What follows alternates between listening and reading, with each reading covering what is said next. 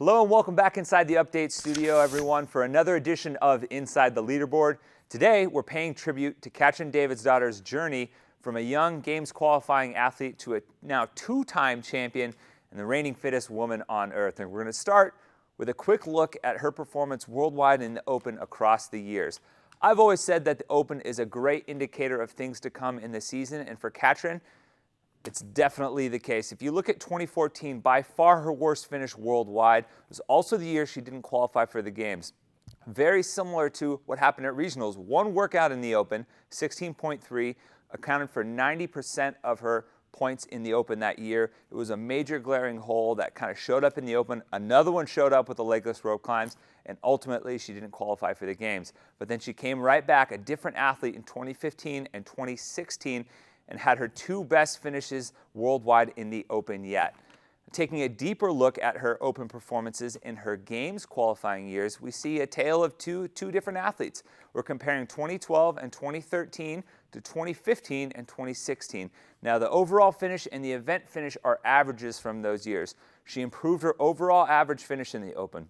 She improved her overall event finish in the Open as well. And then these are two metrics that I use personally to analyze some of the top athletes. A good finish for me is any finish in the Open worldwide within the top 40. So that's the roster in terms of number of athletes that are invited to the Games. So consistently being able to perform in the top 40 of a given workout worldwide is a good finish for me.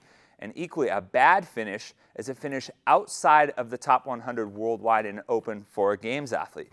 Traditionally, we see once things are averaged out, Games athletes average about 100th place finish or better on every workout in the Open. So, and both for the good finishes and the bad finishes, Katrin improved.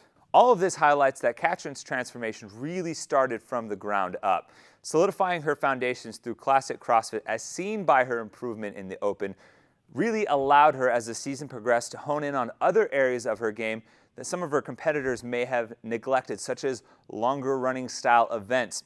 My colleague Pat Sherwood always says CrossFitters hate to run, but not Katrin. You can see a drastic improvement in the longer run events from the first 2 years at the Games to her last two. Events like the Burden Run, Naughty Nancy, the Trail Run, and Pendleton, going from 23.5 on average for her finish to 5.8 as her average finish the last 2 years. But it wasn't just the long run events. She also showed improvement in some of the non-traditional events that we see pop up at the Games.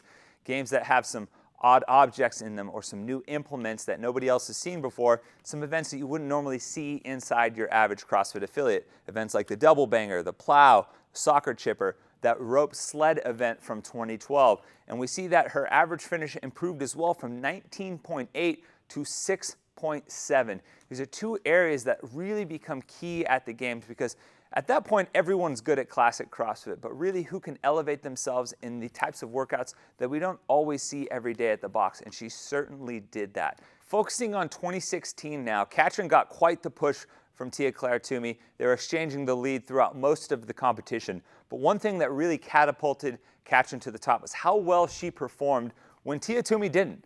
You look at Tia Toomey's three worst finishes at the Games. It was Murph, double DT, and the handstand walk. In those three events respectively, Katrin finished second in Murph, first in double DT, and first in the handstand walk. These three events alone accounted for a 140-plus point difference between the two.